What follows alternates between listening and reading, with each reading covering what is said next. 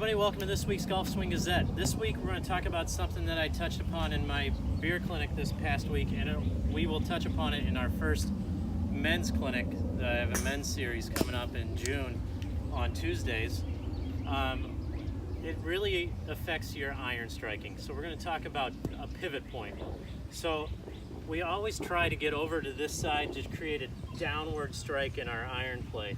Well, oftentimes that's creating what I call a false downward strike. So you're over here and you're out of position, so therefore the only thing you have to do is get steep and get down into it. This affects our ball flight, this affects our dynamic loft, this affects our club path, it affects a lot of things. But that's only because we're trying to get that divot after the ball and we're too far forward. Therefore we can't really rotate. If we get out here, we laterally shift this way and then rotate, it affects the bottom of your golf swing and where that bottoming out is going to be. So if we get too far forward and then rotate, we're going to compensate for it by maybe extending your arms or coming over the top or really hooding the club. So let's talk about a pivot point.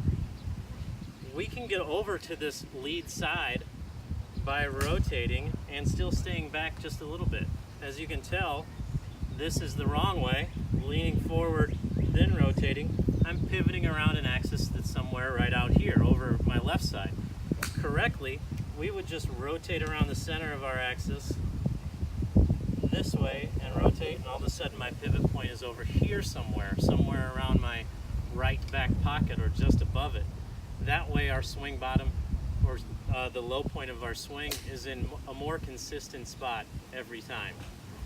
So let's not try to really compress those irons by getting out in front of it, getting the shaft leaning forward. Let's try to rotate, maybe feel a little bit more pressure than normal on your right foot and just rotate over it. Get the swing low point in the same spot every time. Thank you. Have a good week.